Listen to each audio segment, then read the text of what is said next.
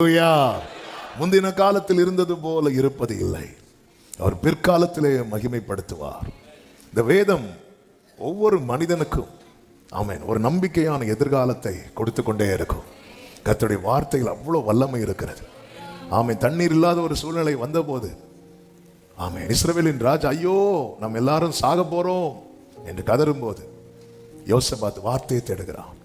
இங்கே கர்த்தருடைய தீர்க்கதரிசி யாராவது இருக்கிறாங்களா? ஏன் அப்படின்னு கேட்கும்போது அவரிடத்துல கர்த்தருடைய வார்த்தை இருக்கிறது.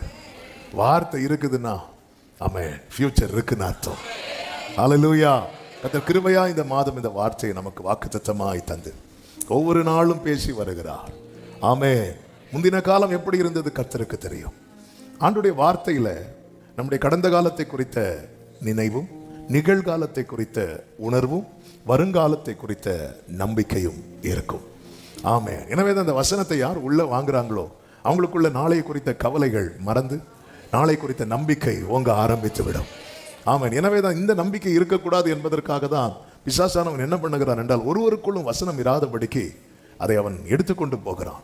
நமக்குள்ளே வசனம் இல்லைனாலே நமக்குள்ள நம்பிக்கை இல்லை, நமக்குள்ள எதுவுமே இல்லைன்னு அர்த்தம். எனக்கு வேண்டிய ஆகாரத்தை பார்க்கலும் நம்முடைய வார்த்தையை நான் காத்துக்கொண்டேன் என்று யோபு சொன்னான். அதனுடைய ரிசல்ட் தான் எல்லாம் இழந்த போதிலும் எனக்கு குறித்திருக்கிறதை அவர் நிறைவேற்றுவார் என்கிற நம்பிக்கை அவனுக்குள்ளே இருந்து கொண்டே இருந்தது. ஆமீன் சொல்லுங்க பார்க்கலாம். கர்த்தர் நல்லவர், நம் தேவன் எல்லாவற்றையும் செய்ய வல்லவர். இங்கே கீழே நீங்க படிச்சீங்கன்னா அப்படிதான் சொல்லப்பட்டிருக்கும். இருளில் நடக்கிற ஜனங்கள் பெரிய வெளிச்சத்தை கண்டார்கள். மரண இருளின் தேசத்தில் குடியிருக்கிறவர்கள் மேல் வெளிச்சம் பிரகாசித்தது. அந்த ஜாதி அவர் திரளாக்கி அதற்கு மகிழ்ச்சியை பெருக பண்ணினீர். அறுப்பில் மகிழ்கிறது போலவும் கொள்ளையை பங்கிட்டு கொள்ளுகையில் களி கூறுகிறது போலவும் உமக்கு முன்பாக மகிழுகிறார்கள். ஆமா, ஈனப்படுத்தப்பட்டதை கர்த்தர் மகிமைப்படுத்தும் போது அதுவரை இல்லாத சந்தோஷம். ஆமே, அப்படி ஒரு மகிழ்ச்சி. ஆமே, ஹல்லேலூயா. நான் சந்தோஷமும் மகிழ்ச்சியும் கேட்கும்படி செய்யும். அப்பொழுது நீர் நொறுக்கின எலும்புகள் களி கூறும். ஆமென், ஹல்லேலூயா. நம்முடைய கூடாரத்தில் இந்த மகிழ்ச்சி இருக்கணும். நம்முடைய வாழ்க்கையில் இந்த சந்தோஷம் இருக்கணும். ஹல்லேலூயா. ஆமென். வந்து கேட்கணும், நீங்க சந்தோஷமா இருப்பதின் ரகசியம் என்ன? ஹல்லேலூயா. நம்ம இருக்கிறத பார்த்து ஆண்டவர்கிட்ட வரணும்னு நினைக்கிறவங்க கூட வராம போயிடக்கூடாது. ஹல்லேலூயா. ஆமென். கர்த்தர் பெருக பாருங்க, ஜாதியை திரளாக்கி மகிழ்ச்சியை பெருக பண்ணுகிறீர். ஆமென். அவர் மகிழ்ச்சியை பெருக பண்ணுகிறார். என் தேவன் பெருக்கத்தின் தேவன். ஆமென் சொல்லுங்க பார்க்கலாம். ஆண்டவரால மட்டும் எல்லாவற்றையும் பெருக பண்ண முடியும் தேவனால. ஆமென். ஆபிரகாம் ஒருவனா இருந்தான். கர்த்தர் அவனை திரளான ஜாதி ஆக்கினார், திரளான ஜனமாக்கினார். எல்லாவற்றையும் நன்மையை பெருக பண்ணுகிறவர். 5 அப்பத்தை 5000க்கும் அதிகமான பேருக்கு கொடுக்க பெருக பண்ணுகிறவர். அவர் பெருக்கத்தின் தேவன். அவர் மகிழ்ச்சியை பெருக பண்ணுகிறார். ஆமென். சொல்லிட்டு கீழே சொல்லப்பட்டிருக்கிறது 6-7 வசனங்களிலே நமக்கு ஒரு பாலகன் பிறந்தார், நமக்கு ஒரு குமாரன் கொடுக்கப்பட்டார். எல்லாரும் சொல்லுங்க எனக்கு. எல்லாரும் சொல்லுங்க எனக்கு. இப்ப சொல்லுங்க நமக்கு. ஒரு பாலகன் பிறந்தார், ஒரு குமாரன் கொடுக்கப்பட்டார் என்று நமக்கு. அப்போ கர்த்தருடைய ரட்சிப்புக்கு யார் நம்பிக்கையோடு காத்திருக்கிறார்களோ அவர்கள் வாழ்க்கையில இயேசுவாகி அந்த ஒளி அவர்தான் இந்த பூமியில வந்து எந்த மனுஷனையும் பிரகாசிப்பிக்கிற மெய்யான ஒளி. அவரை குறித்து சொல்லப்பட்டிருக்கிறது, கர்த்தத்துவம் அவர் தோளின் மேல் இருக்கும். அவருடைய நாமம் அதிசயமானவர், ஆலோசனை கர்த்தர், வல்லமை உள்ள தேவன், நித்திய பிதா, சமாதான பிரபு எனப்படும். தாவீதின் சிங்காசனத்தையும் அவனுடைய ராஜ்யத்தையும் அவர் திடப்படுத்தி அதை இது முதற்கொண்டு என்றென்றைக்கும் நியாயத்தினாலும் நீதியினாலும் நிலைப்படுத்தும்படிக்கு அவருடைய கர்த்தத்துவத்தின் பெருக்கத்துக்கும் அதன் சமாதானத்துக்கும் முடிவே இல்லை. திடப்படுத்த, நிலைப்படுத்த. ஆமென். கர்த்தருடைய கர்த்தத்துவத்தின் பெருக்கத்துக்கு நான் அதான் ஆரம்பத்திலே சொன்னேன், அவர் பெருக்கத்தின் தேவன். அதாவது பாதி செஞ்சுட்டு இதுக்கு மேல முடியலப்பா என்று சொல்லுகிறவர் அல்ல. 6 லட்சம் புருஷர்கள்ல 5 லட்சம் பேரை போஷித்துட்டு இன்னைக்கு மீதி 1 லட்சத்துக்கு சாப்பாடு இல்ல, நாளைக்கு உங்களுக்கு ஃபர்ஸ்ட் தாரேன் என்று சொல்லுகிறவர் அல்ல. அவருடைய கர்த்தத்துவத்தின் பெருக்கத்துக்கும் அவருடைய சமாதானத்திற்கும் முடிவே கிடையாது.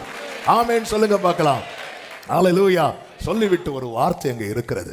அந்த வார்த்தையை வைத்துதான் இந்த நாளிலே கர்த்தருடைய வார்த்தையை கொடுக்கும்படி விரும்புகிறேன்.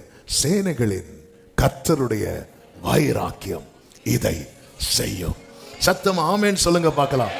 ஆமென். சேனைகள் ஆண்டவர் சில காரியத்துல ரொம்ப வைராக்கியமா இருக்கிறார். அதுல ஒன்றுதான் என்ன தெரியுமா? ஈனப்படுத்தப்பட்டதை எல்லாம் நான் பின் நாட்களிலே மகிமைப்படுத்துவேன். சேனைகளின் கர்த்தரின் வைராக்கியம். நாம் இனி கர்த்தருடைய வார்த்தைக்குள்ளே செல்ல போகிறோம். எல்லாரும் இருக்கிறீங்களா? ஆமென். கர்த்தர் உங்களை ஆசீர்வதிப்பாராக. நல்ல கவனமாய் கேளுங்கள். நம்முடைய கிளைமேட் நமக்கு தெரியும். அப்படி ஒரு காற்று அடிபட்டு தான் நீங்க வந்திருக்கிறீங்க. காற்றில் கொண்டு வரப்பட்டிருக்கிறதுனால இந்த கண்ணு திறந்து வைப்பது என்பது அது ஒரு சேலஞ்சான காரியம்தான். ஆனால் நீங்களும் வைராக்கியமா இருக்கு. ஹல்லேலூயா. என்ன வந்தாலும் சர்ச்சில் தூங்க மாட்டேன். பாத்தீங்களா? ஆமென். கர்த்தர்களை ஆசீர்வதிப்பாராக. ஹல்லேலூயா. ஆமென். நல்ல கவனமா கேட்கணும். பலவீனத்துல பலவீனம் உண்டு, எல்லாம் உண்டு. ஆனால் அந்த வார்த்தை வரும்போது அந்த தூக்கத்துக்கு நம்ம இடம் கொடுத்துடவே கூடாது. அதுக்கு நம்ம என்ன செய்யணும்? வார்த்தையை வந்து ரிசீவ் பண்ண அடையாளமா பிரைஸ் பண்ணிட்டே இருக்கணும். ஆமென். ஸ்தோத்திரம் பண்ணிட்டே இருக்கணும். தாவீது சொல்றார், நீங்க உங்க வார்த்தைகள் எல்லாம் எனக்கு சொல்லும் போது என் உதடு உங்களுடைய துதியை சொல்லிட்டே இருக்கும் அப்படிங்கிறார். ஆமென். அவர் 119வது சங்கீதத்தில் அது ரொம்ப அதை ப்ராக்டிஸ் பண்ணா நமக்குள்ள அந்த வார்த்தை ஈஸியாக உள்ள போகும்.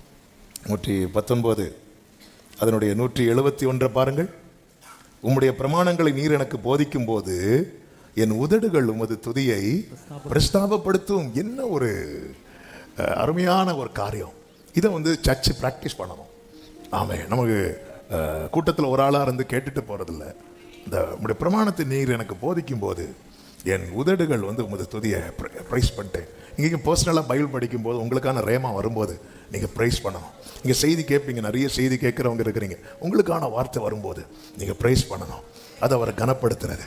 அது ஆண்டவர் என்கிட்ட பேசியிருக்கிறீங்க, என் கூட கர்த்தர் பேசுகிறாருன்னா ப்ரைஸ் பண்ணிகிட்டே இருக்கணும். அவருடைய மகத்துவத்தை சொல்லும்போது பிரைஸ் பண்ணணும். அவருடைய மகிமையை சொல்லும்போது, அவருடைய கிருபையை சொல்லும்போது, ஏன்னா எல்லாமே நமக்கு காண்பித்திருக்கிறார். ஆமென். சொல்லுங்க பார்க்கலாம். கர்த்தருக்கு மகிமை உண்டாவதாக. சேனைகளின் கர்த்தருடைய வைராக்கியம் இதை செய்யும். சொல்லிவிட்டு 8வது வசனத்தில் என்ன சொல்லப்பட்டிருக்கிறது? ஆண்டவர் யாக்கோபுக்கு ஒரு வார்த்தையை அனுப்பினார், அது இஸ்ரவேலின் மேல் இறங்கிட்டு. அதன் அர்த்தம் என்ன? கர்த்தர் அனுப்பினா இறங்கும். ஆமென். சொல்லுங்க பார்க்கலாம். கர்த்தர் அனுப்பினால் இறங்கும். அது எப்படி சாத்தியமாகும்? சேனைகளின் கர்த்தரின் வைராக்கியம் அதை செய்யும். ஆமென். ஹல்லேலூயா. நாம் பாடணும், மிதியிடப்பட்ட மண்ணின் மேல் மகத்தான திட்டம் வைத்தேன். ஹல்லேலூயா. எத்தனை பேர் அதை மிதிச்சிருப்பாங்க? ஹல்லேலூயா. குயவன் நினைச்சிட்டார் இதை எடுத்து பாத்திரம் ஆக்கணும். பாத்திரம் ஆச்சுல. ஆனா பாத்திரம் ஆக்கப்பட்ட பிறகு யாருக்கும் தெரியாது இதுதான் மிதியிடப்பட்டது என்று. அது அந்த மண்ணுக்கும் குயவனுக்கு மட்டும்தான் தெரியும். ஹல்லேலூயா. சேனைகளின் கர்த்தரின் வைராக்கியம். இந்த காலை வேளையில் எத்தனை பேர் நம்புறீங்க? எனக்கென்று ஒரு வார்த்தை அனுப்புனா அது என் மேல இறங்கும். என் குடும்பத்துக்கென்று ஒரு வார்த்தை அனுப்புனா அது என் குடும்பத்தின் மேல இறங்கும். ஆமென். சொல்லுங்க பார்க்கலாம். எனவேதான் ஏசாயா 68:13 சொல்லப்பட்டிருக்கிறது, நீங்கள் அடுப்பின் அடியில் கிடந்தவர்களா இருந்தாலும் வெள்ளியால் அலங்கரிக்கப்பட்ட புறா சிறகுகள் போலவும் பசும்பொன் நிறமாகிய அதன் இறகுகளின் சாயலாகவும் இருப்பீர்கள் என்று ஏசாயா 68:13 சொல்லப்பட்டிருக்கிறது. நீங்கள் அடுப்பின் அடியில் கிடந்தவர்களாயிருந்தாலும். ஆமென். நீ கொஞ்சம் அடுப்புக்கு வெளியே இருந்திருந்தா கூட நீ அடுப்பின் அடியில் அதாவது ஆண்டவருக்கு வந்து ஒருத்தங்களை மாத்துறதுக்கு அவங்க இப்படிதான் இருக்கணும்லாம் கிடையாது. எனவேதான் தாவீது சொல்வார்ல, எவரையும் மேன்மைப்படுத்தவும் பலப்படுத்தவும் தேவனுடைய கரத்தினாலே எவரையும் தாவீது தன் வாழ்க்கை வைத்து சொல்ல, எங்க பாரு எவரை வேணாலும் அவர் நினைச்சா, நீங்க நினைச்சா ஆசீர்வாதம் தான் என்ன மறந்தா. ஒரு தேவ பிள்ளைக்கு தேவன் மேல இருக்கிற நம்பிக்கையின் அளவு என்ன என்பதை பார்க்கணும். எனக்கு ஆண்டவர் மேல நான் எந்த அளவுக்கு நம்பிக்கையை வச்சிருக்கிறேன், என்னுடைய நம்பிக்கையின் அளவு என்ன, இது ரொம்ப முக்கியம். ஆண்டவர் எனக்கு ஒன்று செய்வேன்னு சொன்னா அவருடைய வைராக்கியம் அதை செய்யும்.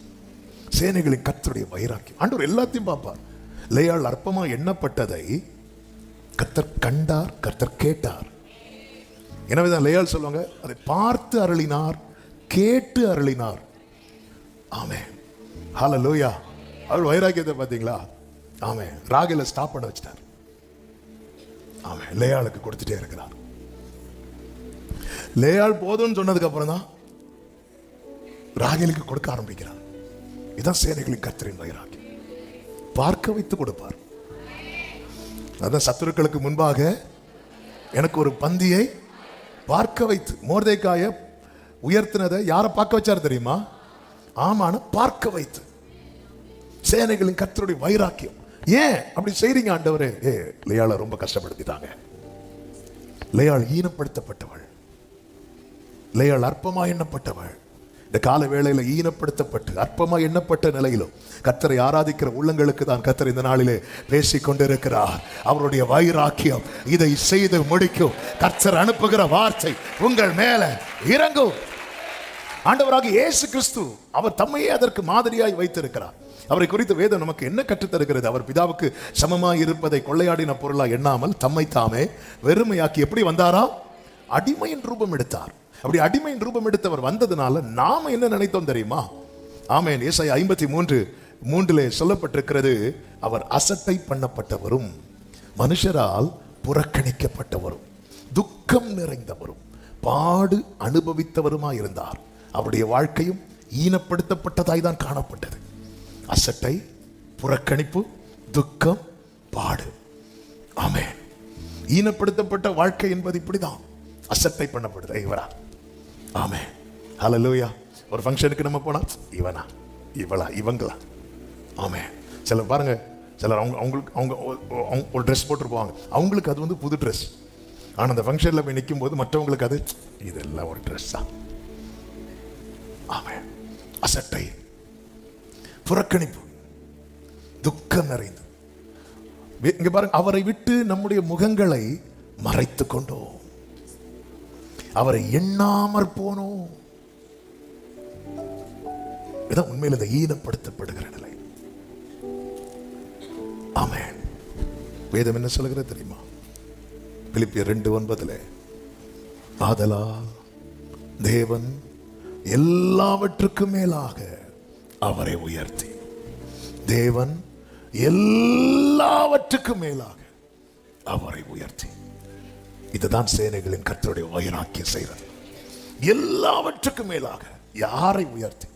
யார் அசட்டை பண்ணப்பட்டாரோ, யார் புறக்கணிக்கப்பட்டாரோ, யார் துக்கம் நிறைந்தவராய் பாடு அனுபவித்தவராய், யாருக்கு எல்லாரும் தங்கள் முகத்தை மறைத்தார்களோ அவரை பிதாவாகிய தேவன் எல்லாவற்றுக்கும் மேலாக உயர்த்தி இயேசுவின் நாமத்தில் வானோர் பூதலத்தோர் ஆமென் பூமியின் கீழானோருடைய முழங்கால் யாவும் முடங்கும்படிக்கும் பிதாவாகிய தேவனுக்கு மகிமையாக இயேசு கிறிஸ்து, பிதாவாகிய தேவனுக்கு மகிமையாக இயேசு கிறிஸ்து, பிதாவாகிய தேவனுக்கு, எல்லாரும் வாயை திறந்து சொல்லுங்க, பிதாவாகிய தேவனுக்கு மகிமையாக இயேசு கிறிஸ்து. கைகளை உயர்த்தி 3 முறை சத்தமா சொல்லுங்க, பிதாவாகிய தேவனுக்கு மகிமையாக இயேசு கிறிஸ்து, பிதாவாகிய தேவனுக்கு.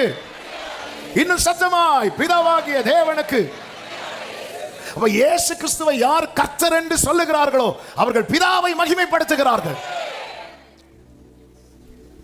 அவரை தேவன் எல்லாவற்றுக்கும் மேலாக, யாரை? பாடு அனுபவித்தவர், துக்கம் நிறைந்தவர், அசட்டை பண்ணப்பட்டவர், புறக்கணிக்கப்பட்டவர், சேனைகளின் கர்த்தருடைய வைராக்கியம் இதை செய்யும். ஆமே. எத்தனை பேர் நம்புறீங்க? என் வாழ்க்கையில கர்த்தர் அப்படி ஒரு மாற்றத்தை தர வல்லவராய் இருக்கிறார். எனவேதான் 1 கொரிந்தியர் 6:14 சொல்லப்பட்டிருக்கிறது, தேவன் கர்த்தரை எழுப்பினாரே. அடுத்த வார்த்தை என்ன?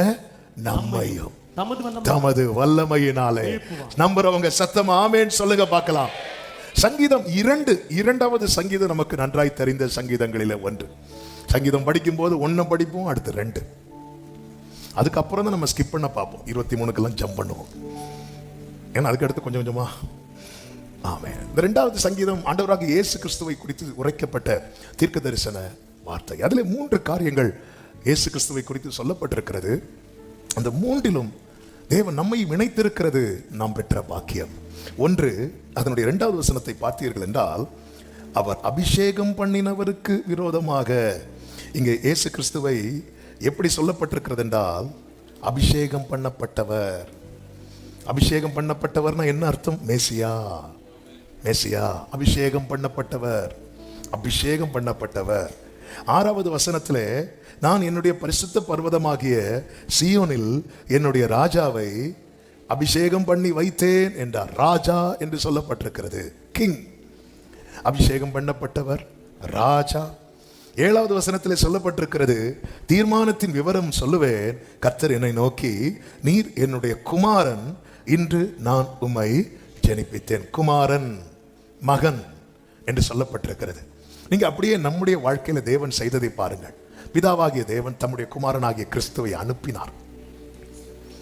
ஆமே, கர்த்தருடைய ஆவியானவர் என் மேல் இருக்கிறார் என்று தீர்க்கதரிசினால் உரைக்கப்பட்டதின்படியே ஆண்டவர் இந்த பூமியில வந்து ஞானஸ்நானம் பெற்று கரையேறின போது பரிசுத்த ஆவியானவர் அவர் மேல வந்து இறங்குகிறார். ஆமே, நமக்காக நான் அபிஷேகம் பண்ணி வைத்தேன். அவருடைய இரத்தத்தாலே மீட்கப்பட்டதும் நம்மையும் கர்த்தர் இப்படி கொண்டு வரார், பிள்ளைகளாக்குகிறார், அபிஷேகத்தை தருகிறார். இயேசு கிறிஸ்துவின் மேல் இறங்கின அதே ஆவியானவர் பெந்தேகோஸ்தே நாளிலே 120 மேல் இறங்கினார். அதோட நிற்காம ஒவ்வொரு ஏரியாவிலையும் மாம்சமான யாவர் மேலும் என் ஆவியை ஊற்றுவேன் என்ற வார்த்தையின்படி எத்தனை பேர் சொல்ல முடியும்? ஆமே, கர்த்தரனை அபிஷேகித்திருக்கிறார். அது மாத்திரமல்ல, ஆமே, நம் மீது அன்பு கூர்ந்து நம்முடைய இரத்தத்தினாலே நம்மை பாவமர கழுவி நம்மை பிதாவாகிய தேவனுக்கு முன்பாக யாராய் மாற்றியிருக்கிறார்? ராஜாக்களாக. ஹல்லேலூயா. அதன் அர்த்தம் என்ன? பிதாவாகிய தேவன் தம்முடைய குமாரனை எப்படி வைத்திருக்கிறாரோ அப்படியே நம்மை பார்க்கவும் நம்மை மாற்றவும் விரும்பி நம்மை தேவன் தெரிந்தெடுத்தார். அதனாலதான் இயேசு கிறிஸ்துவை குறித்து சொல்லும் போது 1 கொரிந்தியர் 15 எடுக்க வேண்டாம், பிந்தின ஆதாம் என்று சொல்லப்பட்டிருக்கிறது. அப்ப முந்தின ஆதாம் யாரு?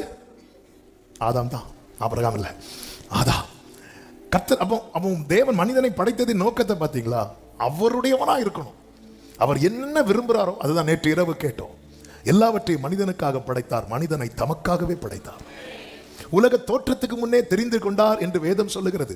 உலக தோற்றத்துக்கு முன்னேனா அவருடைய ட்ரீம்ல உள்ளவங்க நாம ஆண்டவருடைய ட்ரீம். ஆண்டவர் கனவு பார்க்கிறார். இப்படி ஒருத்தர் இருந்தா எப்படி இருக்கும், இப்படி ஒருத்தர் ஏனோக்கு தேவனோடு கூட இப்படி ஒருத்தர் என் கூட பேசி. ஏன்னா தேவன் அன்பாகவே இருக்கிறார். அந்த அன்பு அவருக்கு யார்ட்டையாவது காட்டணும், அந்த அன்பை கொட்டணும். தூதர்கள்ட்ட எப்படி தான் காட்ட முடியும்? அவர்கள் பணிவிடை ஆவிகள், வாங்க என்ன வருவாங்க, போங்க என்ன போவாங்க. அவருக்கு லவ் பண்ணணும், அவருக்கு நேசிக்கணும். அவருடைய ட்ரீம் உலக தோற்றத்துக்கு முன்னே அவருடைய கற்பனையில் உள்ளவர்கள் நாம் கனவு காண்பதற்கும் கர்த்தர் கனவு காண்பதற்கும் என்ன வித்தியாசம்னா, நம்முடைய கனவு கண் திறந்ததும் போயிடும், அவருடைய கனவு எல்லாம் நினைவாகும்.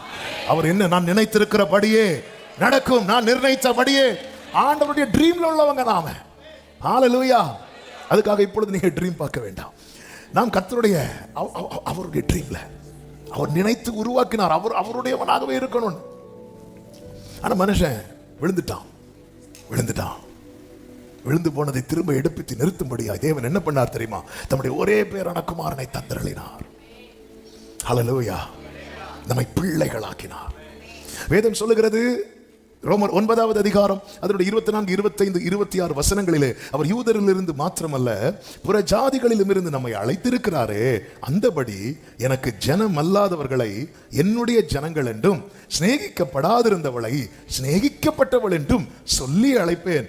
நீங்கள் என்னுடைய ஜனங்கள் அல்ல என்று அவர்களுக்கு சொல்லப்பட்ட இடத்திலே அவர்கள் ஜீவனுள்ள தேவனுடைய பிள்ளைகள் எண்ணப்படுவார்கள் என்று ஓசியாவின் தீர்க்க தரிசனத்தில் சொல்லி இருக்கிறது. 1 யோவான் 3:1 சொல்லப்பட்டிருக்கிறது, நாம் தேவனுடைய பிள்ளைகள் என்று அழைக்கப்படுகிறதுனாலே பிதாவானவர் நமக்கு பாராட்டின அன்பு எவ்வளவு பெரிதென்று பாருங்கள். கைகளை உயர்த்தி நம்ம அன்பை எதை வச்சு பார்ப்போம் தெரியுமா? நமக்கு தேவன் கொடுத்த ஆசீர்வாதங்களை வைத்து, தேவன் கொடுத்த உயர்வை வைத்து. எப்படி வச்சு அதெல்லாம் நல்லோர் மேலும் தீய, அதெல்லாம் பார்க்கறது தப்பு கிடையாது. ஆனா அவருடைய அன்பினுடைய அந்த வலிமை, அந்த நீளம், அதை எதை வச்சு பார்க்கணும் தெரியுமா? நாம் தேவனுடைய பிள்ளைகள் என்று அழைக்கப்படுகிறதினாலே. ஹல்லேலூயா. ஆண்டவரே, என்னையா தேடினீ, உம்மை மறந்தவோ, ஓ என்னையா அடிமை உமக்கே. நீங்க ஆதியாகமம் முதல், நீங்க யாத்திராகமம் முதல் இப்படி படிச்சு வரும்போது தெரியும், தேவன் தம்மை பிதாவாக இன்ட்ரோடியூஸ் பண்ணிட்டே இருப்பார். ஆனா அப்பான்னு கூப்பிடுறதுக்கு யாருமே கிடையாது. நான் அவனுக்கு பிதாவா இருக்கிறேன் ஆரம்பத்திலிருந்தே சொல்லிட்டே வருவார். ஆனா யாருமே அப்பான்னு கூட மாட்டாங்க. மோசே கூட அப்பான்னு கூப்பிடல.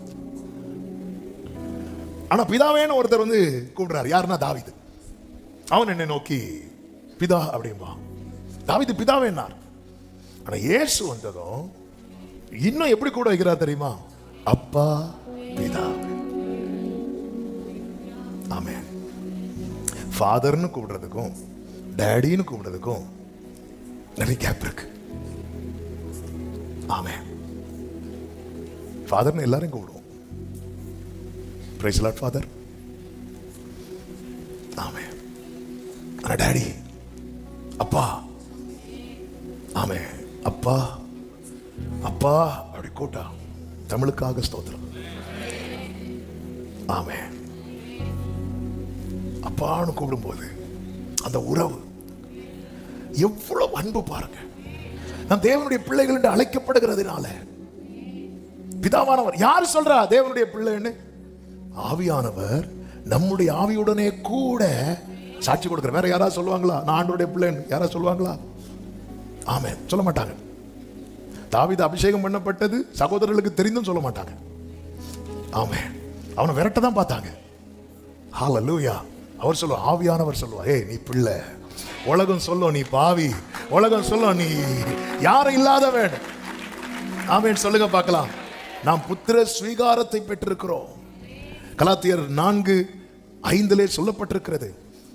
4 முதல் வாசிங்கள். கலாத்தியர் 4:4 முதல். புத்திர ஸ்வீகாரத்தை அடையும்படி நியாயப்பிரமாணத்திற்கு கீழ்ப்பட்டவர்களை மீட்டுக் கொள்ளத்தக்கதாக. புத்திர ஸ்வீகாரத்தை அடையணும்னா மீட்கப்படணும். அப்படி நாம் மீட்கப்படும்படிக்கு காலம் நிறைவேறின போது ஸ்திரீனிடத்தில் பிறந்தவரும் நியாயப்பிரமாணத்துக்கு கீழானவரும் ஆகிய தம்முடைய குமாரனை தேவன் அனுப்பினார். அடுத்த வார்த்தை, மேலும் நீங்கள் புத்திரராய் இருக்கிறபடியினால் அப்பா பிதாவை என்று கூப்பிடத்தக்க தேவன் தமது குமாரனுடைய ஆவியை உங்கள் இருதயங்களில் குமாரனை அனுப்பி பிள்ளையாக்கினார். இப்ப குமாரனுடைய ஆவியை அனுப்பி அப்பான்னு கூப்பிட வைக்கிறார். நிறைய பேர் பிள்ளை ஆயிட்டாங்க, நான் அப்பான்னு கூப்பிட மாட்டேங்கிறாங்க. ஆமென். நிறைய பேர் எல்லாரும் பிள்ளை தான். ரட்சிக்கப்பட்ட எல்லாரும் யார் தான்? எத்தனை பேர் அப்பான்னு கூப்பிடுறோம்? இந்த 1 வீக்ல எவ்வளவு அவர் அப்பான்னு கூப்பிட்டு இருக்கிறோம்? நான் அவர் அப்பான்னு கூப்பிடலன்னா எனக்குள்ள என்ன இல்லை தெரியுமா? ஆமென். எனக்குள்ள என்ன இல்லை? குமாரனுடைய ஆவி. ஆவி இல்லைன்னா என்ன அர்த்தம்? அவரை நான் செயல்பட விடல. குமாரனை அனுப்பி பிள்ளையாக்குறார். குமாரனுடைய ஆவியை அனுப்பி அப்பான்னு கூப்பிட வைக்கிறார். எத்தனை பிள்ளைங்க அவங்க அப்பாவை அப்பான்னு கூப்பிடல தெரியுமா? ஏன்னா உறவு இல்லை, ஆவி இல்லை. உறவு இல்லைன்னா அப்பான்னு கூப்பிட முடியாது. ஆமென். ஹல்லேலூயா. அவரை பார்த்து அப்பான்னு கூப்பிடுறேன்னா அது நான் கூப்பிடல, ஆவியானவர் என்ன கூப்பிட வைக்கிறார். இயேசு அனுப்பி பிள்ளையாக்கினார், ஆவியானவர் அனுப்பி அப்பான்னு கூப்பிட வைக்கிறார். ஹல்லேலூயா. ஹல்லேலூயா. அதாவது பிறந்த குழந்தை எடுத்ததுமே அப்பா டேடிலாம் கூப்பிடாது, அது அப்பான்னு கூப்பிட வைக்கிறதுக்கு டேவிட் கூட ஒரு சாட்சி சொல்லுவாங்க. அவன் வேற எல்லாம் கூப்பிடுவான், அப்பான்னு மட்டும் கூட மாட்டான். அந்த அப்பான்னு கூப்பிடுறதுல அவ்வளோ சந்தோஷம். ஆமென். ரட்சிக்கப்பட்டு எத்தனை வருஷம் ஆச்சு? நாங்கள் பிள்ளைங்க அதிகாரம் சர்டிஃபிகேட், ரட்சிக்கப்பட்டவன் சர்டிஃபிகேட், ஞானஸ்நானம் எடுத்த சர்டிஃபிகேட், எல்லா சர்டிஃபிகேட்ல இருக்கு, வாயில இல்லை. ஆமென். குமாரனை அனுப்பி பிள்ளையாக்கிட்டார், ஆவியானவர் அனுப்பி அப்பான்னு கூப்பிட வைக்கிறார். நான் மனதார அவர் அப்பான்னு கூப்பிடலைன்னா நான் ஆவியை அவித்து போட்டேன் என்றல்ல அர்த்தம். ஹல்லேலூயா. அப்பா பிதா அன்பான தேவா அருமை. ஆமென். பிரியமானவர்களே, மனதார அவரை அப்பான்னு முடியல. அவன் மாம்சம் விடாது. ஆனா அவருடைய ஆவியை பெற்றவன் அவர் அப்பா. அதனாலதான் பார்த்தீங்களா, ஜீசஸ் கிரைஸ்ட், இயேசு கிறிஸ்து வந்து எப்பவுமே என் பிதா. அவரை மாதிரி யாருங்க சொல்லுவா? அவரை மாதிரி நாம சொல்லணும்னு தானே நம்மளை மாத்தினாரு. அவர் எதுக்கு எடுத்த என் பிதா? நான் தனியாகவும் இருக்க மாட்டேன், நானும் என் பிதாவுமாக இருக்கிறோம். ஆமா, எப்ப பார்த்தாலும் அப்பா அப்பா அப்பா. அதனால அவருக்கு நேச பிள்ளை ஃபுல்லா அப்பா அப்பா அப்பான்னு தான் வருவாங்க. ஆமென். ஹல்லேலூயா. ஒரு பிள்ளை அப்பா அப்பா அப்பான்னு வரும்போதே எல்லாரும் பார்ப்பாங்க, ஓ அப்பா செல்லமா அப்படிம்பாங்க. அம்மா அம்மா அம்மான்னு போனா அம்மா செல்லமா அப்படின்னு வருவாங்க. நம்மளை பார்த்த உலகம் சொல்லணும், இவன் அப்பா செல்லணும். ஹல்லேலூயா. ஆமென். எனக்குள்ள அவருடைய ஆவி இருக்குதுன்னா நான் அடிக்கடி என்ன சொல்ல தெரியுமா? அப்பா பிதாவே. ரோமர் 8:16 சொல்லப்பட்டிருக்கிறது, நாம் தேவனுடைய பிள்ளைகளா இருக்கிறோம் என்று ஆவியானவர் தாமே நம்முடைய ஆவியுடனே கூட சாட்சி கொடுக்கிறார். சாட்சி கொடுக்கிறார். அவருடைய சாட்சி மெய்யா இருக்கிறது. யாருக்கும் அதை தட்டவே முடியாது. பரலோகத்தில் சாட்சி எடுக்கிறவர் மூவர், பிதா, வார்த்தை, பரிசுத்த ஆவி என்பவர்களே. அவர் நம்ம கூட இவன் பிள்ளைதான். ஏன்னா இவனுக்குள்ள யார் இருக்கிறார்? குமாரன் இருக்கிறார். ஜீசஸை ஏற்றுக்கொண்டதுமே நமக்கு இந்த பிள்ளைங்கிற அதிகாரம் கிடைக்கிறது. அந்த அதிகாரம் கிடைச்சது நம்மளை அப்பான்னு கூப்பிட வைக்கிறது யாரு தெரியுமா? வேற யாருமே கூப்பிட வைக்க மாட்டாங்க. எல்லாரும் நம்ம வாயை அடைக்க தான் பார்ப்பாங்க. பர்திமேயுவின் வாயை அடைக்க பார்த்தது போல எல்லாரும் வாயை அடைக்க பார்ப்பாங்க. ஆனால் எப்பொழுது பரிசுத்த ஆவி வந்ததோ வேலன் அடைந்து எருசலேமிலும் யூதேயாவிலும் சமாரியாவிலும், ஆமென் சொல்லுங்க பார்க்கலாம். ஹல்லேலூயா. அப்பா கூப்பிட விரும்புறவங்க கைகளை உயர்த்தி, மகனா அப்பா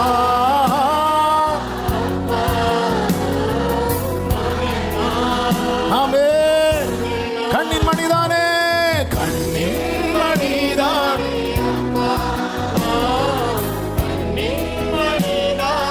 அவே, கண்ணின் மணிதான் அப்பா.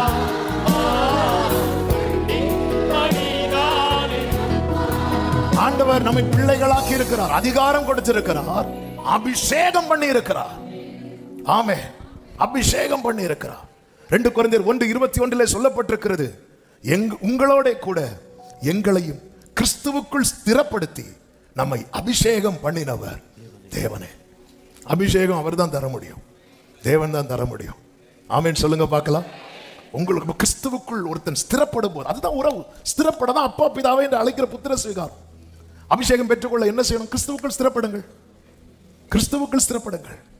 கிறிஸ்துவுக்கு ஸ்திரப்படல அபிஷேக கூட்டத்தில் வந்து இருந்ததும் கிடைச்சிடணும்னு நினைச்சிட்டு இருக்கிறோம். கிறிஸ்துவுக்குள் வேறுண்டணும், கிறிஸ்துவுக்குள் ஸ்திரப்படணும். கிறிஸ்துவுக்குள் ஸ்திரப்படுத்தும் போது நம்ம மேல அந்த அபிஷேகத்தை வைக்கிற 3 வருஷம் சீஷர்களை கூட வைத்து ஸ்திரப்படுத்துகிறார். கிறிஸ்துவுக்குள் எல்லாத்தையும் சொல்லிட்டு இப்போ காத்திருக்க வைக்கிறார். அவங்க காத்திருக்கிறாங்க. 10 நாட்கள் காத்திருக்கிறார்கள். ஆவியானவர் அவர்கள் மேல வந்து இறங்கினார். அவர்கள் அபிஷேகத்தை பெற்றுக்கொண்டார்கள். கர்த்தருக்கு மாத்திரம் மகிமை உண்டாவதாக. இங்க 2வது அதிகாரத்தில் நீங்க கவனிச்சீங்கன்னா தெரியும். ஆமென். 2வது வசனத்திலே சொல்லப்பட்டிருக்கிறது, கர்த்தருக்கு விரோதமாகவும் அவர் அபிஷேகம் பண்ணினவருக்கு விரோதமாகவும் என்று சொல்லப்பட்டிருக்கிறது. ஆமென். என்ன அதன் அர்த்தம்? கர்த்தரால் அபிஷேகம் பண்ணப்பட்டவனுக்கு விரோதமாய் ஒருத்தங்க எழும்புறாங்கன்னா அவங்க யாருக்கு விரோதமா எழும்புறாங்க தெரியுமா? கர்த்தருக்கு விரோதமா எழும்புறாங்க. எனவே தான் தமஸ்குவை நோக்கி பயணித்த பவுலை சந்தித்து கர்த்தர் பேசின முதல் வார்த்தை என்ன தெரியுமா? என்னை ஏன் துன்பப்படுத்துகிறாய்? ஆண்டவர் சும்மா சொல்லல, உன்னை தொடுகிறவன் என் கண்மணியை தொடுகிறான் என்று. கர்த்தரால் அபிஷேகம் பண்ணப்பட்ட தேவ பிள்ளையே, உங்களுக்கு விரோதமாய் சத்துரு எப்படி எழும்பினாலும் இந்த யுத்தம் உங்களுடையது அல்ல, இந்த யுத்தம் கர்த்தருடையது. ஆமென். கர்த்தருக்கு விரோதமாக அவர் அபிஷேகம் பண்ணப்பட்டவருக்கு பண்ணினவருக்கு விரோதமாக பூமியின் ராஜாக்கள் எழும்பி நின்று அதிகாரிகள் ஏகமாய் ஆலோசனை பண்ணி, எப்பொழுதுமே புரிந்து கொள்ளுங்கள், நீங்கள் அழைக்கப்பட்டவர்களானால், நீங்கள் கர்த்தரால் அபிஷேகம் பண்ணப்பட்டவர்களானால் உங்களுக்கு விரோதமாய் ஒரு கூட்டம் எழும்பி செயல்பட்டு கொண்டுதான் இருக்கும். ஆமென். ஆனால் அவங்க எவ்வளவுதான் செயல்பட்டாலும் இந்த சங்கீதம் எப்படி ஆரம்பிக்கிறது தெரியுமா? ஜாதிகள் கொந்தளித்து ஜனங்கள் விருதா காரியத்தை சிந்திப்பான, விருதா காரியத்தை சிந்திப்பானின் விருதா காரியத்தை. அபிஷேகம் பண்ணப்பட்டவனுக்கு விரோதமாய் ராஜாக்கள் திட்டம் போட்டாலும் அது ஒன்றும் இல்லாமல் தான் போகும். கர்த்தர் நினைத்திருக்கிறபடியே ஆமென் சொல்றவங்க.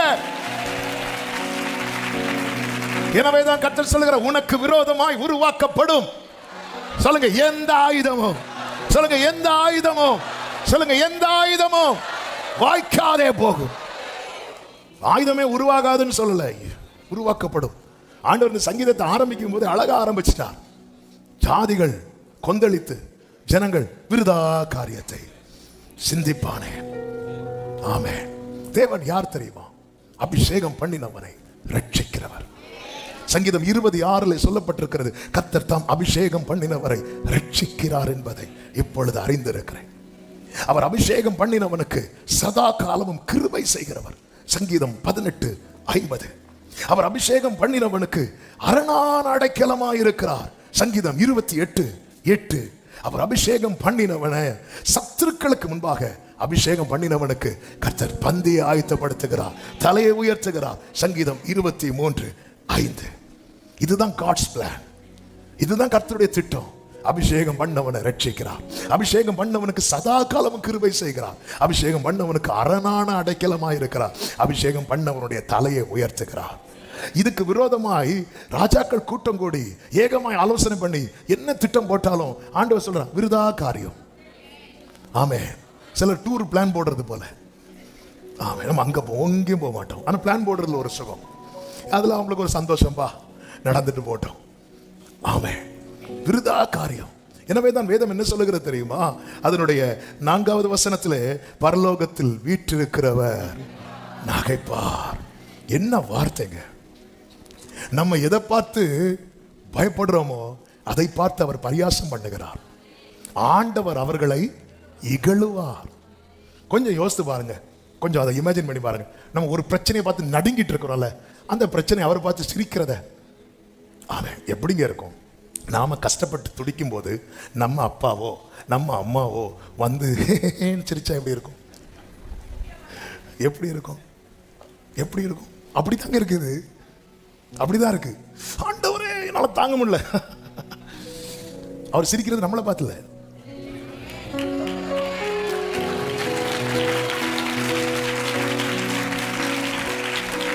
சத்துரு நம்மை பார்த்து சிரிக்கும் போது அவர் சத்துருவை பார்த்து சிரிக்கிறார்.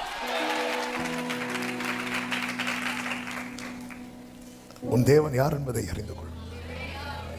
ஏன் அவர் சிரிக்கிறார் தெரியுமா? ஏன்னா அவருக்கு தெரியும் இது விருதா காரியம். ஏன் நம்ம பயப்படுறோம் தெரியுமா? ஏன்னா நமக்கு தெரிய மாட்டேங்குது. அதான் அந்த அன்பின் ஆழத்தை பாரு. நீ பிள்ளைகள் என்று அழைக்கப்படுகிறதுனால. ஆமே, நம்ம அது ஏதோ ஒரு சர்டிபிகேட் மாதிரி நினைச்சிட்டு இருக்கிறோம். பிள்ளைகள் என்று அழைக்கப்படுகிறதுனால அவர் பாராட்டின் அன்பு எவ்வளவு பெரியது என்று பாருங்கள். ஆமே, ஆண்டவரே எனக்கு இது போதும் ஆண்டவரே,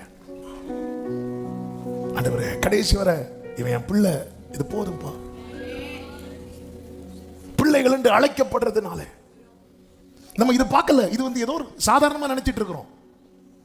இயேசுவை ஏற்றுக்கொண்டாயா? ஏற்றுக்கொண்டேன், இன்று முதல் நீ அவருடைய பிள்ளை, ஆமே அப்படின்னு நினைச்சிட்டு இருக்கிறோம். இல்ல, இதுக்கு பின்னாடி பெரிய போராட்டம். போன வாரம் கேட்டவன் போராட்டம், போராட்டம். நத்தலி போராட்டத்துக்கு பிறகு வந்தவர், பெரிய போராட்டம்.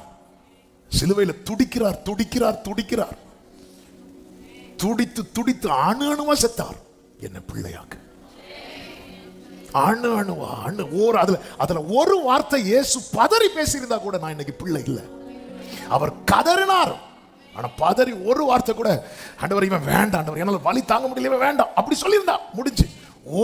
ஒரு வார்த்தை கூட மாறி வரல வாயிலிருந்து. இதுதான் சேனைகளின் கர்த்தருடைய வைராக்கியம். என்ன பிள்ளையாக்கணும் நினைச்சுட்டா பிள்ளையாக்கிட்டார். என்னையா தேடினி உம்மை மாறந்தவோ என்னையா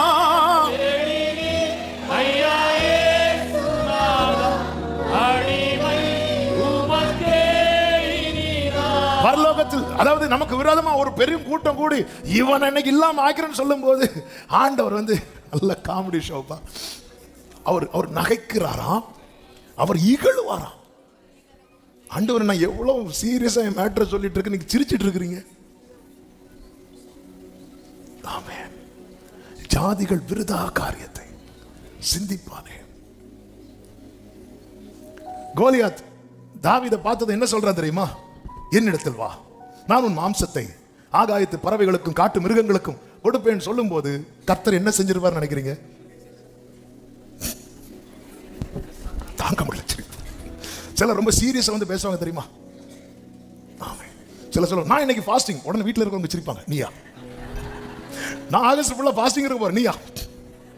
ஏன்னா நடக்காதுன்னு தெரியும். கோலியாத் இப்படி நிக்கிறான் வந்து, இஸ்ரவேல் எல்லாம் பயந்துட்டு இருக்கும் போது தாவீது வரான் தடியை தூக்கிட்டு. உங்கள் சார்பாய் வந்தவன் எங்கே அப்படி தேடிட்டு இருக்கும் போது நம்ம அண்ணன் தாவீது, ஹலோ இங்கே. இவன் தாவீது, வா உன்னை நான் கொன்று உன் மாம்சத்தை பறவைகளுக்கும் மிருகங்களும் கொடுப்பேன்னு சொல்லும்போது ஆண்டவர் பார்த்து ஆமென் அப்படி சொல்லும்போது என்னதான் தாவீதுக்கு நெஞ்சு பக்கு பக்குண்டா இருந்திருக்கும். இஸ்ரவேலர்களுக்கும் சரி தெரியாம இவன் அனுப்பிட்டோமோ. ஆமென். ஆண்டவர் அப்படி இகழ்வார், ஆண்டவர் வந்து நகைப்பார். அதே நேரத்தில் அவர் நகைக்கிறவர் மாத்திரமல்ல, இகழுகிறவர் மாத்திரமல்ல. அடுத்த வசனத்தில் சொல்லப்பட்டிருக்கிறது, அப்பொழுது அவர் தமது கோபத்தில். ஆண்டவர் எப்பவுமே சிரிச்சிட்டு இருக்க மாட்டார், எப்பவுமே சிரிச்சிட்டு இருக்க மாட்டார். அவர் கோபத்தில் எழுந்தருளி. ஹல்லேலூயா. எனக்கு ஒரு பிரச்சனை வர்றதை பார்த்து எப்பவுமே அப்பா சிரிச்சிட்டு இருக்க மாட்டா. எனக்கு ஒரு கஷ்டம் வர்றதை பார்த்து எப்பவுமே அப்பா சிரிச்சிட்டு இருக்க மாட்டா. அவர் கோபத்தில் எழும்பி, அவர் கோபத்தில் எழும்பி என்ன செய்வார் தெரியுமா? அவர்களை கலங்க பண்ணுவார். எப்படி கலங்க பண்ணுவார்? 6வது வசனம், நான் என்னுடைய பரிசுத்த பர்வதமாகிய சீயோனில் என்னுடைய ராஜாவை அபிஷேகம் பண்ணி வைத்தேன் என்றார். அவர் கோபத்தில் எழும்பி என்ன பண்றார்? ப்ரமோஷன் கொடுக்கிறார், கிங் ஆக்குகிறார். ப்ரமோஷன். சத்துருக்களுக்கு முன்பாக நீ யாரை பார்த்து என்ன பேசிட்டு இருக்கிற? ஆமென். அதான் சேனைகள் கர்த்தருடைய வைராக்கியம். சத்துருக்கள் பெருகும் போது, சத்துருக்கள் திட்டம் போடும் போது உனக்கு ப்ரமோஷன் ரெடியா இருக்குன்னு அர்த்தம். தூக்கு மரம் ரெடி ஆனதும் ப்ரமோஷன் ரெடி ஆச்சு. ராத்தானாலா மகாராபா ஷேரே மாமா கரோ.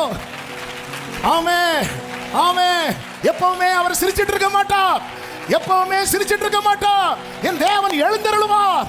சேனைகளின் கர்த்தருடைய வைராக்கியம். அபிஷேகம் பண்ணப்பட்டவனுக்கு எதிரான போராட்டங்கள், பிரச்சனைகள் அதிகரிக்கும் போது அங்கே சத்துருக்கள் வெட்கப்படும்படிக்கு. ஆமென். போராட்டம் அதிகரிக்குதா? ப்ரமோஷன் ரெடியா இருக்கு. ஹல்லேலூயா. ஆமென். ஆண்டவர் மோசே கிட்ட ஒரு வார்த்தை சொல்லுவார். ஆமென். மோசே பாருங்க, மோசே ஏற்கனவே 40 வயசுல ஜனங்களால தள்ள ரிஜெக்ஷன் நிறைய பார்த்த பர்சன் யாருன்னா மோசே. ஜனங்க உன்னையெல்லாம் எங்களுக்கு தலைவனா வச்சது யாருன்ட்டாங்க. மோசே போயிட்டார். 40 வருஷம் கழிச்சு ஆண்டவர் பேசுறார். மோசே வா, நான் அனுப்புறேன். இல்ல ஆண்டவரே, வேற யாரையாவது அனுப்புங்க. வா மோசே, வா மோசே, வா மோசே. மோசே கூப்பிட்டு வரார். நேரம் மோசே பார்வோன்ட்ட போறான். பார்வோன் உன் தேவன் யாருன்னு சொல்லிட்டு துரத்துறான். Again rejection. துரத்திட்டு என்ன பண்றான் அப்படின்னா, ஜனங்களுக்கு கொடுத்த வைக்கோலையும் கொடுக்காம பிடுங்கி வச்சிட்டான். பிடுங்கி வச்சதும் ஜனங்கள் வந்து மோசையை பார்த்துட்டு நல்லா போயிட்டு இருந்து வந்தான் பைபிளை தூக்கிட்டு. அதோட போச்சு எங்களுக்கு பிரச்சனை. Again rejection. மீண்டும் தள்ளப்படுகிறான். இவன் மோசே ஆண்டவர்கிட்ட வந்து நிற்கிறான். ஆண்டவரே, யாத்திராகமம் 6வது அதிகாரம் அதனுடைய 12வது வசனத்துல மோசே கர்த்தருடைய சன்னிதானத்தில் நின்று, இஸ்ரவேல் புத்திரரே எனக்கு செவி கொடுக்கவில்லை, பார்வோன் எனக்கு எப்படி செவி கொடுப்பா? நான் விருத்த சேதனம் இல்லாத உதடுகள் உள்ளவன் அப்படிங்கிறான். விருத்த சேதனம் இல்லாத உதடுகள் உள்ளவன் என்று சொல்லுகிறான் என்றால் அங்க அவன் என்ன சொல்றான்? ஆண்டவர், இதுக்கு நான் சரியான பர்சன் கிடையாதுப்பா. என் ஜனங்களே எனக்கு செவி கொடுக்கல. நீங்க அழைப்பெல்லாம் பெருசா இருக்கு, நல்ல கவனிங்க. நம்முடைய வாழ்க்கையில் இப்படிப்பட்ட ரிஜெக்ஷன் வரும்போது நமக்குள்ள ஒரு காம்ப்ளெக்ஸ் வந்துடும். என்ன தெரியுமா? எனக்கு கிருபை கிடையாது, எனக்கு திறமை கிடையாது, நான் அதுக்கான பர்சன் கிடையாது, எனக்கு அந்த தாளந்தெல்லாம் கிடையாது, என்னால் அதெல்லாம் முடியாது. ஏன்னா அவ்வளோ அவ்வளோ பார்வோன் தள்ளுறான், எதிரி தள்ளுறான். எதிரி தள்ளினாலும் ஜனங்க வந்து சப்போர்ட் பண்ணல. பரவாயில்ல மோசே, ஜனங்களும் வந்து நிற்கிறாங்க. அதுக்கு முந்தின வசனத்தை பார்த்தீங்கன்னா தெரியும். 11வது வசனத்தை பாருங்கள். 6:11. எகிப்தின் ராஜாவாகிய பார்வோனிடத்தில் போய் அவன் 10வது வசனம். 10வது வசனம். கர்த்தர் மோசேயை நோக்கி 9 வாசிங்க. இந்த பிரகாரமாக மோசே இஸ்ரவேல் புத்திரருக்கு சொன்னான், அவர்களோ மனமடி. மோசேக்கு செவி கொடாமற் போயிட்டாங்க, காது கொடுக்கவே இல்லை. இப்பதான் மோசே சொல்றாரு, ஆண்டவர் நான் விருத்த சேதனம் இல்லாத ஒரு நான்லாம் சொல்லி எனக்கு அந்த கிருபையெல்லாம் கிடையாதுப்பா. ஆரோன் சொன்னா கூட கேட்பாங்க, எனக்கு அந்த கிருபையெல்லாம் நல்லா புரிந்து அழைத்தவர் கர்த்தர். உலகம் ஒன்று தள்ளுறதை வைத்து கிருபை தருகிறவர் அல்ல. இது தேவனுடைய தீர்மானம். உன்னை நான் பெயர் சொல்லி அழைத்து அறிந்திருக்கிறேன், நீ என்னுடையவன். நம்ம பல நேரத்தில் நம்முடைய வாழ்க்கையில் இப்படிப்பட்ட ரிஜெக்ஷன்ஸ் எல்லாம் வரும்போது நம்மளே டிசைட் பண்ணிடுறோம், இல்லை இல்லை. 6 கடைசியில மோசே மீண்டும் சொல்லுகிறான், ஆண்டவரே நான் விருத்த சேதன இல்லாத உதடுகள் உள்ளவன், பார்வோன் எனக்கு. இப்படி சொன்னது ஆண்டவருக்கு என்ன வந்திருக்குன்னு நினைக்கிறீங்க? கோபம் வந்துடும். கோபம் வந்து அடுத்து என்ன சொல்றேன் பாருங்க. 7:1 வாசிங்க. கர்த்தர் மோசேயை நோக்கி, பார் உன்னை நான் பார்வோனுக்கு தேவனாக்கினேன். Glory. இது ஆண்டவருடைய கோபம். என்ன பார்வோன் இவன் துரத்துறான்ல, நாளைக்கு நீ என்ன சொல்றிய அதை செய்வான் பாரு. நீ கையசை மோசே, நீ கையசை மோசே. மோசே கையசைக்கிறான். பார்வோன் மந்திரவாதிகள் வந்து என்ன சொல்றாங்க தெரியுமா? தேவனுடைய விரல். இது கிழவனுடைய விரல் அல்ல, தேவனுடைய விரல். உன்னை நான் இன்றைய தினம் பார்வோனுக்கு தேவனாக்கினேன். மந்திரவாதிகள் ஐயோ எங்களுக்கு முடியாது, அது 80 வயசு கிழமை. இல்ல அது தேவனுடைய விரல். அந்த விரலை சாதாரணமா இடப்படாதீங்க, அந்த கையை சாதாரணமா இடப்படாதீங்க, அவங்க செபத்தை சாதாரணமா இடப்படாதீங்க. இதான் தேவனுடைய கோபம், சேனைகளின் கர்த்தருடைய வைராக்கியம். இதுக்கு மேல ஒருத்தர் தள்ளப்பட முடியாது. இதுக்கு முன்னாடி ஒவ்வொருத்தரா தள்ளிட்டு இருந்தாங்க, இப்ப மொத்தமா இல்லப்பா ஆண்டவரே என்னையா தேடி. இதுக்கு மேல ஒருத்தனை தள்ள முடியாது, இதுக்கு மேல ஒருத்தனை ரிஜெக்ட் பண்ண முடியாது. எப்பக்கமும் நெருக்கப்பட்டு தாவீது சொல்றார், அநேகருக்கு நான் ஒரு புதுமையை போலானே. ஆமென். அந்த 5வது அதிகாரத்தில் நீங்க பாத்தீங்கன்னா பார்வோன்ட்ட போய் ஜனங்கள் எல்லாம் முறையிடுறாங்க. முறையிட்டு பார்வோன் ஓடுங்க ஓடுங்க உங்களுக்கு எல்லாம் ஒன்றும் கிடையாது அப்படி சொல்லி விரட்டும் போது அவங்க நேரம் வராங்க பாருங்க. 20வது வசனத்துல அவர்கள் பார்வோனுடைய சமூகத்தை விட்டு புறப்படுகையில் வழியில நின்ற மோசேக்கும் ஆரோனுக்கு எதிர்பட்டு அவர்களை நோக்கி, நீங்கள் பார்வோனின் கண்களுக்கு முன்பாக எங்கள் வாசனையை கெடுத்து எங்களை கொல்லும்படி அவர்கள் கையிலே பட்டயத்தை கொடுத்தது நிமித்தம் கர்த்தர் உங்களை நியாயம் தீர்ப்பாராக. அவ்வளவு பிரச்சனைக்கும் காரணம் நீதான் சொல்லிட்டு போனதும் மோசே கர்த்தரிடத்தில் திரும்பி, ஆண்டவரே ஏன் ஆண்டவரே என்னை அனுப்பினீர், ஏன் ஆண்டவரே என்னை அனுப்பினீர். ஆமென். நான் விருத்த சேதனை இல்லாத ஆண்டவரே, நான் அதுக்கெல்லாம் தகுதி கிடையாது ஆண்டவரே, நான் இதுக்கெல்லாம் தகுதி கிடையாது ஆண்டவரே, என்னையே ஆண்டவரே அனுப்புனீங்க. பார் ஆண்டவருடைய கோபம். அவர் சும்மா அப்படியே சிங்காசனத்தில் உட்கார்ந்து சிரிச்சிட்டு இருக்கிறவர்ல. ஆமென். ஹல்லேலூயா. நான் அவன் தேவனாக்கிட்டேன் அப்படின்றார். நீ சொல்லு அவன் செய்வான், நீ சொல்லு அவன் செய்வான். ஆமென். அவன் உன்கிட்ட வந்து ஜெபிக்க கேட்பான் பாரு, அவன் முன்னாடி வந்து கை கோப்பி நிற்பான் பாரு, அவன் முன்னாடி வந்து பணிவான் பாரு. ஆண்டவரே என்னையா நான் விருத்த சேதனை, நீ ஆக்ஷன், நீ கை காட்டு. ஆரோன் பேசுவான், நீ இப்ப கை காட்டு மோசே, உன்னை நான் தேவன் ஆக்கிட்டேன். ஆமென். நேத்து வர பார்வன் இப்படி கை காட்டு இப்படினால உன்னை பா அப்படின்னால இப்ப நீ கை காட்டு மோசே. ஆண்டவரே நான் கை காட்டினா என்ன சொல்றாங்க கேளு. என்ன ஆண்டவரே சொல்ல வராங்க? தேவனுடைய விரல். நான் நம்புறேன். மோசே கையை வைத்தும் போது கர்த்தரும் கையை வைத்துறான். மோசே கையை காட்டும் போது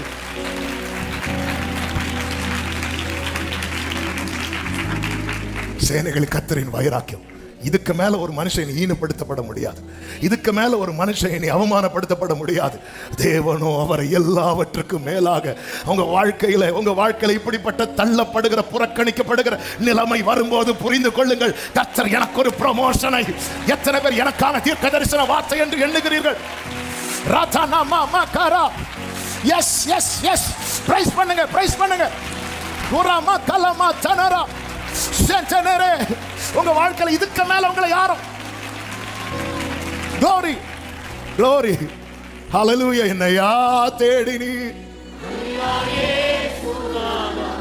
உம்மை மறந்தவோ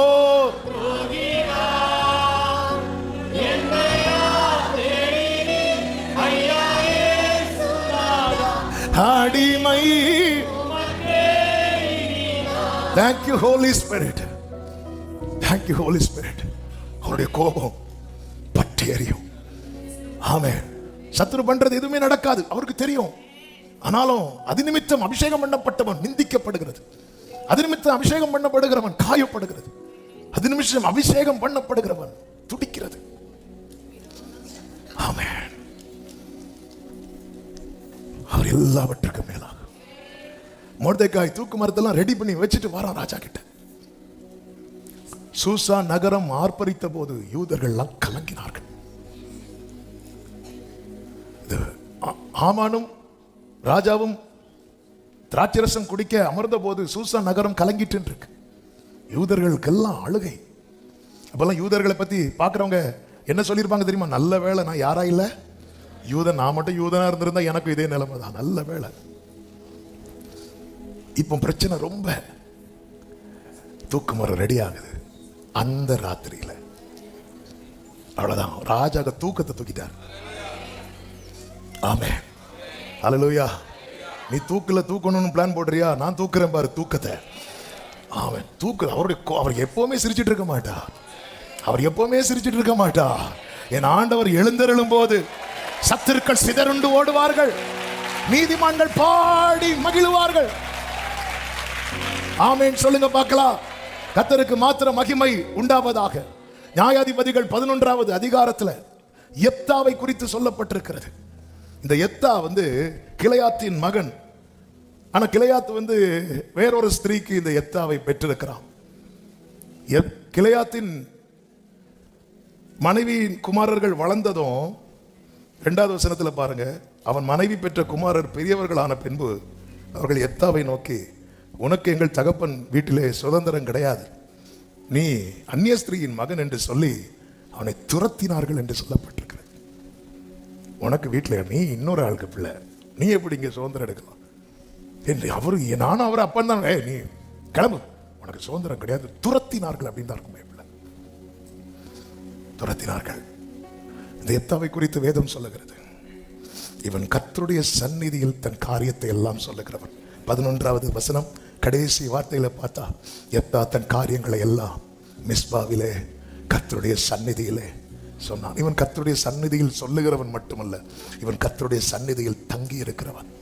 யார் கர்த்தருடைய பர்வதத்தில் தங்குவான்? யார் கர்த்தருடைய சந்நிதியிலே அவருடைய கூடாரத்தில் வாசமாக இருப்பான் தெரியுமா? ஆணையிட்டதில் நஷ்டம் வந்தாலும் அதை தவறாமல் செய்கிறவன். சங்கீதம் 15. இவன் அப்படி ஒன்று ஆணையிட்டான். என்ன தெரியுமா?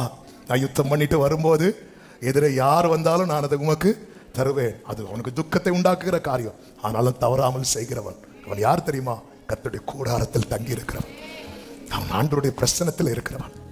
அவன் ஆண்டவர் சமூகத்தில் எல்லாத்தையும் சொல்றவன். அவனுக்கு என்ன நிலைமை தெரியுமா? எங்க அப்பா வீட்டில் உனக்கு சுதந்திரம் கிடையாது, உன் பிறப்பு வேற, நீ இன்னொரு ஸ்திரீக்கு மகன் என்று சொல்லி துரத்தினார்கள். ஆண்டவர் என்னைக்குமே பார்த்துட்டு சும்மா இருக்க மாட்டார். சூழ்நிலைகள் மாறினது. அதே 11வது அதிகாரம் அதனுடைய 5, 6, 7 வசனங்களை வாசியுங்கள். அவர்கள் இஸ்ரவேல் மேல் யுத்தம் பண்ணும்போது கீலேயாத்தின் மூப்பர் யெப்தாவை தோப் தேசத்திலிருந்து அழைத்து வர போய், கீலேயாத்தின் மூப்பர்கள் இந்த பெரியவங்க துரத்தி விட்டாங்கல்ல, இவங்க எல்லாம் இப்போ எங்க வராங்கன்னா யெப்தா கிட்ட வராங்க. கர்த்தர் வர வைத்தார். சில நாட்களுக்கு பின்பு 4வது வசனம், அம்மோன் புத்திரர் இஸ்ரவேல் மேல் யுத்தம் பண்ணினார்கள் என்று சொல்லப்பட்டிருக்கிறது. சில யுத்தத்தை கர்த்தர் அனுமதிக்கிறார். எதற்கு தெரியுமா? துரத்தப்பட்டவனை தலைவனா திரும்ப கொண்டு வரணும். துரத்தப்பட்டவனை தலைவனா திரும்ப கொண்டு வரணும். என் ஆண்டவர் அன்றும் செய்தார், இன்றும் செய்கிறார். ஆமே. காரணத்தை சொல்லி தகப்பன் வீட்டில் சுதந்திரம் இல்லாம ஆக்குனாங்க. ஆனா யெப்தாக்கு தெரியும், எனக்கு ஒரு தகப்பன் உண்டு. ஹல்லேலூயா. என்னை கொச்சப்படுத்தாத தகப்பன், என் பிறப்பை அற்பமாய் பார்க்காத தகப்பன், என் தகப்பன், என் சுதந்திரத்தை தேவரீர் காப்பாற்றுகிறீர். என் சுதந்திரத்தை தேவரீர் காப்பாற்றுகிறீர். நேர்த்தியான இடங்களில் எனக்கு பங்கு கிடைத்தது. உறவுகள் என்னை தள்ளின போது பரிசுத்தவான்கள் மத்தியில் என்னை கொண்டு வந்து வைத்தார். சிறப்பான சுதந்திரம் எனக்கு உண்டு. ஓ ஹல்லேலூயா. கர்த்தருடைய சந்நிதியில் தங்கி இருக்கிற, கர்த்தருடைய சந்நிதியில் காரியத்தை சொல்லுகிற யெப்தாக்களே, நீங்கள் துரத்தப்பட்டதை குறித்து கலங்காதிருங்கள். காரியம் மாறுதலாய் முடிய போகிறது. உன்னை துரத்தினவர்கள் உன்னை தேடி வர போகிறார்கள். உன்னை வேண்டாம் என்றவர்கள் உன்னை தேடி வர போகிறார்கள். இது எனக்கான தீர்க்க தரிசனம் என்று சொல்லுகிறவர்கள்.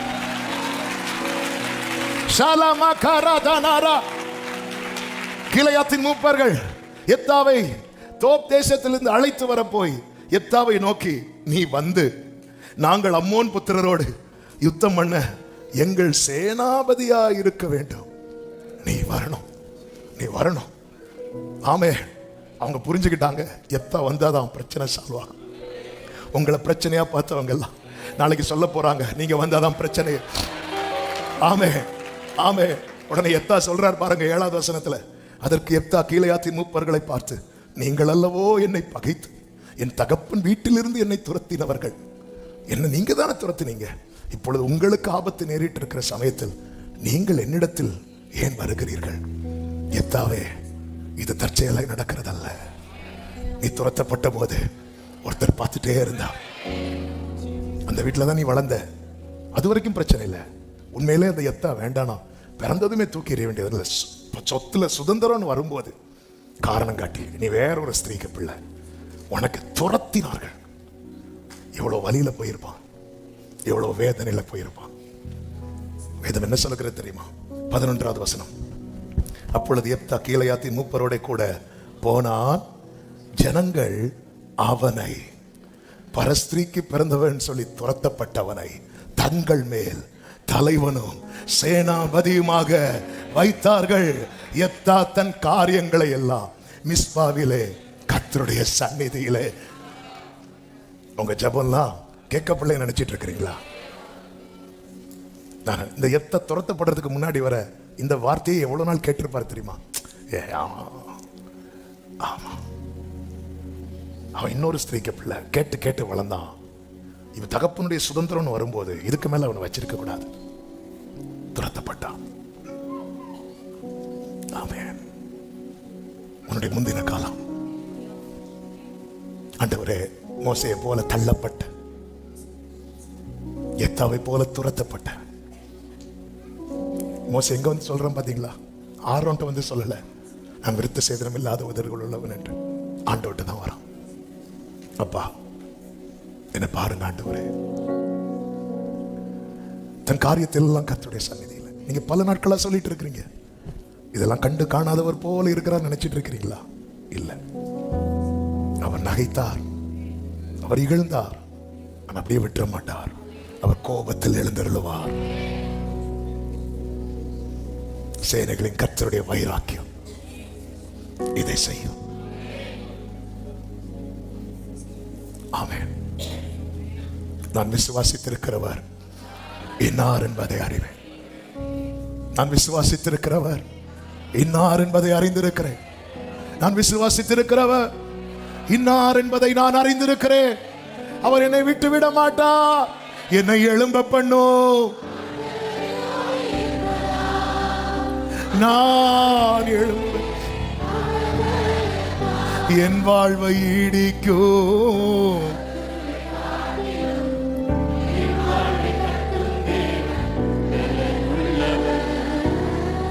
என் வாழ்வை ஈடிக்கும்.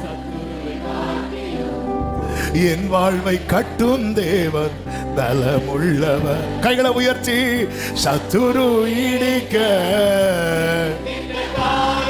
ஆமென். Glory, சத்துரு ஈடிக்க.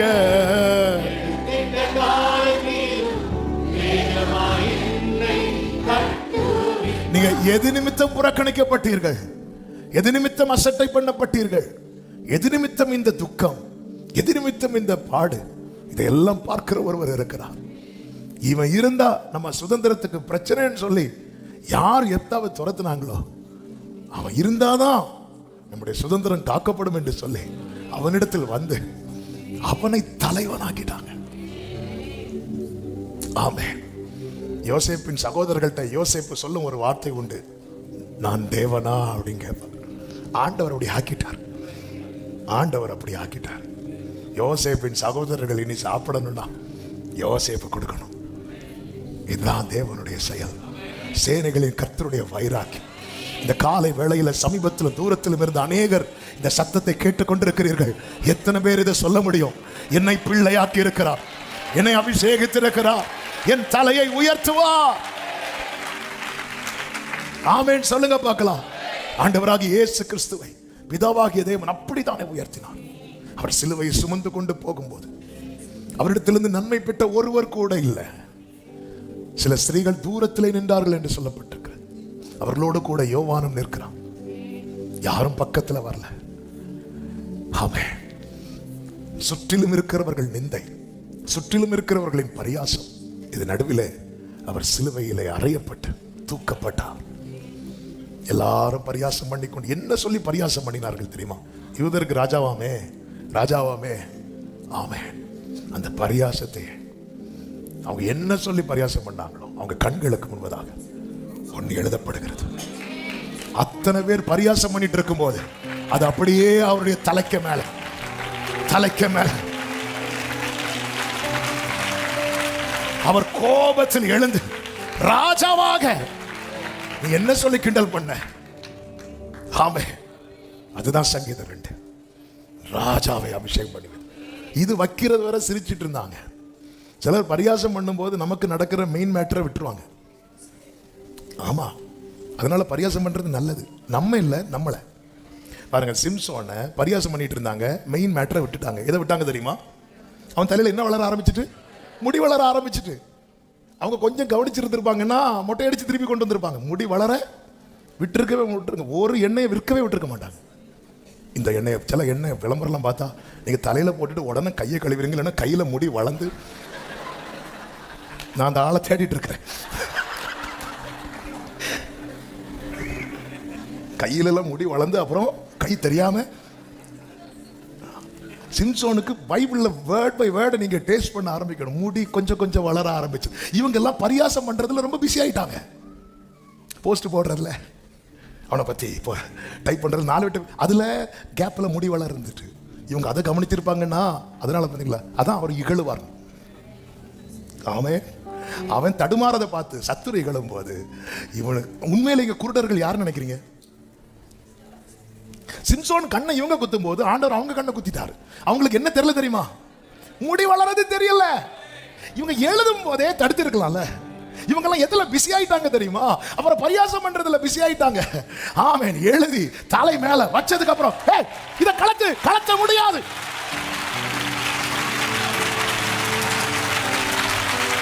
உன் தலை மேல நான் நினைத்திருக்கிறபடியே நடக்கும்.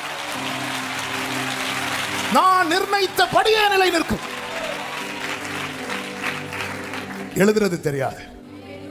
ஏதோ எழுதுறாங்க. இவங்க எதுல ரொம்ப பிஸி ஆயிட்டாங்க தெரியுமா? அவருடைய வஸ்திரத்தை பங்கு போடல. அவர் வேற காரியத்துல ரொம்ப பிஸியாக்கி விட்டுருவார். இங்க எல்லாம் ரெடி பண்ணிட்டு இருப்பார். ஹல்லேலூயா. என் ஆண்டவர் நல்லவர். பிலாத்து கிட்ட போறாங்க, போய் சொல்றாங்க அப்படி எழுதாதீங்க. அவன் அப்படி சொன்னான்னு எழுதுங்க. பிலாத்து சொன்னார், எழுதுனது இது பிலாத்து எழுதுனதல்ல, இது ஏற்கனவே எழுதுனது. சீயோனிலே என் ராஜாவை அபிஷேகம் பண்ணி வைத்து அவருடைய கோபம், அவருடைய வைராக்கியம் இதை செய்தது. எத்தனை பேர் நம்புறீங்க? ஆமே, என்ன அவர் பிள்ளையாக்கினது. அது அவ்வளவு பெரிய, அவ்வளவு நேசம் என் மேல. அந்த அன்பின் கடல், அன்பின் உருவு, அவ்வளவு லவ் என் மேல என்ன பிள்ளையாக்கி இருக்கிறார்.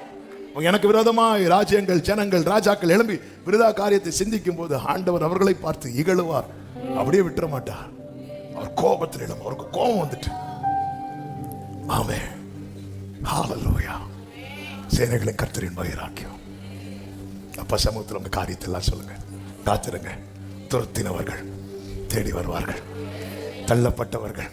இந்த மோசைக்கு ஜனங்கள் செவி கொடுக்கல இல்ல, ஆனா ஆசரிப்பு கூறாரம் எப்படி கட்டப்பட்டது தெரியுமா? மோசை என்ன சொல்றாரோ அப்படியே ஜனங்கள் செய்கிறாங்க. காலம் மாறும், காரியம் மாறுதலாய் முடியும். உங்களை என்னெல்லாம் சொல்லி ஒதுக்குறாங்களோ அவர்களுக்கு உங்களை தலைவனாய் ஆண்டவர். பாத்தீங்களா, ஆண்டவரே இந்த பார்வை எனக்கு செவி கொடுக்க, நான் ஒன்னு அவனுக்கு தேவனாக்கிட்டேன். என்ன ஆண்டவருங்க, இந்த தேவன் என்றென்றைக்கும் உள்ள சதா காலமும் நம்முடைய தேவன். மரண பரியந்த நம்மை நல்ல கைகளை தட்டி ஆமென் சொல்லுங்க. எல்லாரும் அப்படி எழுந்து நின்று ஒரு பாடலை அவமானம் அடைவதில்லை, அப்பா நான் உமது பிள்ளை என்று சொல்லி எல்லாரும் சேர்ந்து கைகளை தட்டி பாடி, உம்மைத்தான் நான் பார்க்கிறேன் பிரகாசம். எழுப்பிட்டீங்களா? எழுப்பி நின்றவங்க ஒரு 2 நிமிஷம் கண்களை மூடி உங்க கைகளை வானத்துக்கு நேராக உயர்த்தி, நீங்க மட்டும்தான் எனக்கு உண்டு, நீங்க மட்டும்தான் எனக்கு உண்டு. மோசையை போல அப்பா நான் தள்ளப்பட்டது உங்க லைஃப்ல ரிஜெக்ஷனை பார்த்து ஆண்டவரே இதுக்கெல்லாம் நான் தகுதியே இல்லை ஆண்டவரே அப்படி சொல்லிட்டு இருக்கிறீங்களா? எத்தாவை போல அந்த சுதந்திரம் வரும்போது துரத்தப்பட்டு இருக்கிறீங்களா? எல்லாத்தையும் கர்த்தர் பார்க்கிறார். அப்பா சந்நிதியில் நான் உங்களை நம்புறேன்ப்பா. இன்னும் நீங்க எவ்வளவு அன்பு பாராட்டி பிள்ளையாக்கி இருக்கிறீங்க. எனக்கு செய்ய வேண்டியதை நீங்க செய்வீங்கப்பா. நான் உங்க பிள்ளைப்பா. தகப்பனே, பரிசுத்த பிதாவே, நல்ல தகப்பனே, நன்றி நிறைந்த இருதயத்தோடு நாங்கள் துதிக்கிறோம், ஸ்தோத்திரிக்கிறோம். நீ நல்லவர், உங்க கிருபை பெரியது, உங்க சமூகத்தில் கொண்டு வந்து பாட துதிக்க ஆராதிக்க நீர் எங்களுக்கு பாராட்டின எல்லா தயவுக்காய் நன்றி. எங்களோடு பேசினீர். எங்கள் பிற்காலத்தை குறித்து அக்கறை உள்ள தேவன், எங்களுக்காய் வைராக்கியம் பாராட்டுகிற தேவன், எங்களுக்காக அனுப்பின வார்த்தைகளை எங்கள் மேல் இறங்க பண்ணுகிற தேவன், எங்களுக்காய் எழுந்தருளி எங்களை உயர்த்துகிற தேவன்.